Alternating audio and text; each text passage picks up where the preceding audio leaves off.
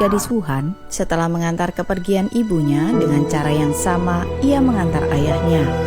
Dan kini ia pun telah pergi menyusul kedua orang tuanya.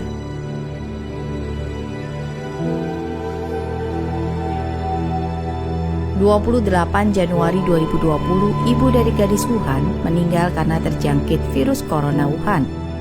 Awalnya muncul demam, kemudian meninggal tidak lebih dari seminggu. Gadis Wuhan menangisi kepergian ibunya, namun belum sempat berduka. Pada 29 Januari lalu, ia harus membawa ayahnya yang juga terjangkit virus corona untuk berobat ke beberapa rumah sakit. Ia berharap ayahnya dapat terobati. Namun pada akhirnya harapan gadis Wuhan tidak terkabulkan. Pada 8 Februari, ia sekaligus mendapatkan dua kabar buruk. Ayahnya meninggal dan ia sendiri pun terjangkit virus corona. Ia menulis, "Ayah, saya kehilangan dirimu. Ayah pergilah cari ibu.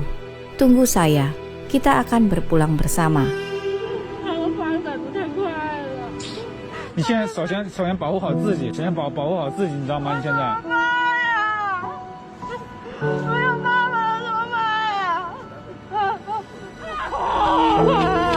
Pada 9 Februari ia menulis di diarinya, "Saya harus bertahan untuk hidup karena harus mengatur pemakaman kedua orang tua."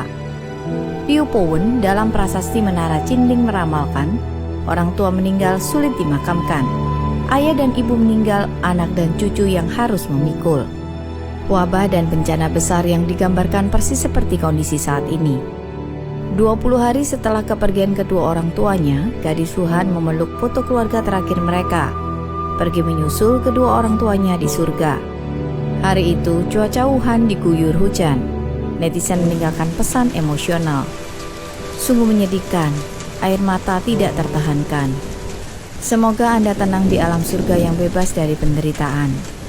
Parah, tragedi kehidupan manusia. PKT telah berbuat terlalu banyak dosa.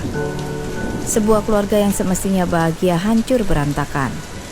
Satu lagi, hutang darah. Dosa iblis yang PKT tidak terhitung. Manusia dan langit murka. Langit memusnahkan komunis. Tangisan pilu tidak berdaya akan selalu bergema di langit oleh arwah-arwah yang mati penasaran karena virus corona. Perbuatan rezim komunis sangat tidak berperi kemanusiaan.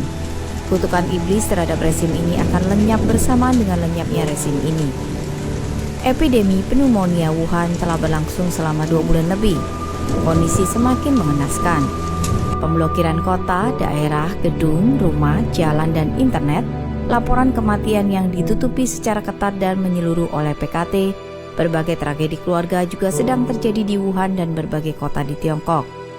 Pada 14 Februari, keluarga direktur studio film Hupei, Chang Kai, secara bergiliran terjangkit virus corona dan meninggal satu persatu. Kini hanya tinggal anaknya yang berada di Inggris. Chang Kai menulis surat wasiat sebelum kematiannya dengan mengatakan, setelah ayahnya terjangkit virus corona dan tidak mendapatkan tempat tidur di rumah sakit, sehingga ditolak untuk dirawat inap yang menyebabkan sekeluarga terinfeksi pneumonia Wuhan. Pada 15 Februari, seorang penulis wanita terkenal bernama Fang Fang yang turut terisolasi di kota Wuhan menuliskan di Weibo, hal yang buruk satu persatu terjadi. Seorang perawat di hari kedua Imlek ia masih bekerja dan tidak memakai pelindung apapun sehingga terinfeksi virus. Infeksi ini membawa dampak terhadap keluarganya. Ayah, ibu, dan adik laki-lakinya juga ikut terinfeksi. Kedua orang tuanya meninggal terlebih dahulu. Kemudian dirinya menyusul dan kini tinggal adik laki-lakinya yang masih dirawat secara intensif. Namun sore tadi ada seorang teman yang berprofesi sebagai dokter memberitahu saya bahwa adiknya juga telah tiada. Virus pneumonia Wuhan telah menelan banyak korban. Keluarga yang harmonis namun kini semuanya telah tiada. Saya sangat sedih, dalam hati berpikir, yang merenggut nyawa mereka apakah hanyalah karena virus?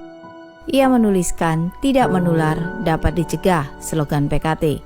Kata-kata ini menjadikan kota ini terpenuhi air mata darah, sangat menyedihkan. Pada 24 Februari, bahkan ada yang melaporkan ke The Epoch Times banyak pasien warga Wuhan yang dikremasi dan dimasukkan ke dalam kantong jenazah dalam kondisi masih hidup. Ada netizen Wuhan menangisi kepergian ayahnya. Ia berkata ayahnya dirawat di rumah sakit karena terinfeksi virus corona Wuhan. Pihak rumah sakit tidak memperdulikan ayahnya. Bahkan ayahnya dimasukkan ke dalam kantong jenazah dalam kondisi masih bernafas. Pada 24 Februari, seorang nenek tua yang diizinkan keluar rumah sakit mengatakan ia melihat langsung banyak pasien yang dimasukkan ke dalam kantong jenazah dalam kondisi masih hidup dan langsung diseret ke tempat kremasi dan dikremasi secara hidup-hidup. Mungkin ada yang bertanya-tanya kenapa wabah virus ini merebak di Tiongkok. Secara permukaan, terjadinya epidemi ini dikarenakan oleh perusakan ekosistem oleh Tiongkok dan penyalahgunaan obat-obatan. Namun yang paling banyak diperbincangkan adalah apakah virus bocor dari laboratorium P4 Wuhan? Bahkan ada yang menilai ini perbuatan grup Jiang Zemin yang sama sekali tidak memiliki batas moralitas. Guna memperkeruh situasi dan sengaja membocorkan virus corona dari laboratorium guna untuk merampas kekuasaan. Seperti apa yang selalu dikotbahkan oleh PKT, bertarung tanpa batas. Apapun itu merupakan penyebab secara permukaan, namun bukan fakta sebenarnya. Seperti cerita yang sudah lazim diketahui orang-orang, kisah singa batu mata merah. Di dalam cerita tersebut, beberapa preman desa mengecat batu mata singa menjadi merah, sehingga terjadi bencana besar. Penyebab terjadinya bencana secara permukaan karena preman tersebut. Namun, fakta sebenarnya adalah moral para penduduk yang semakin merosot. Tidak menghormati dewa, tidak percaya Buddha, dan berulang kali menolak kesempatan penyelamatan dari para dewa.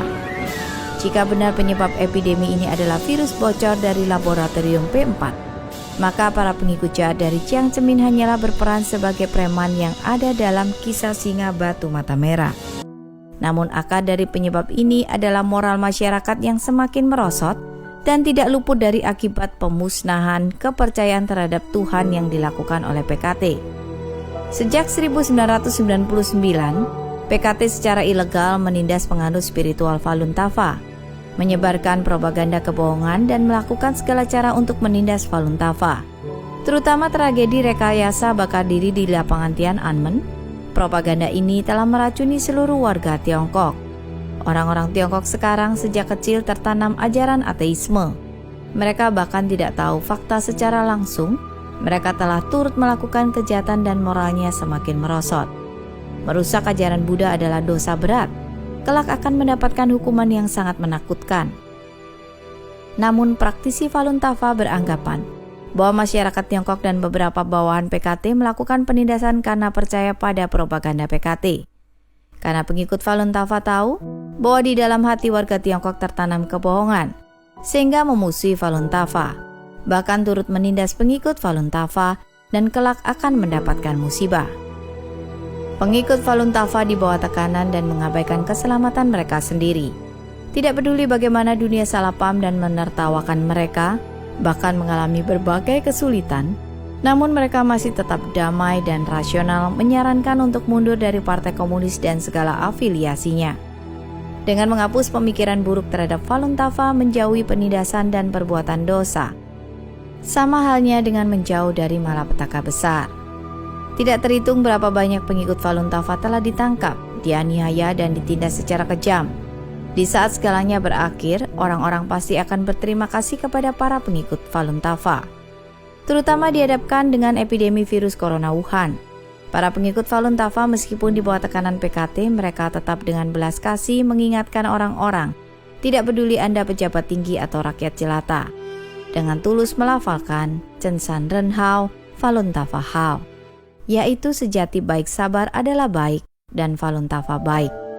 Maka akan mendapatkan perlindungan dari para dewa dan Buddha dan terloloskan dari bencana wabah ini. Berbagai cara untuk mencari penyelamatan. Di manakah jalan kehidupan itu berada? Jika Anda mempercayai fakta ini, maka jalan kehidupan ada di depan Anda.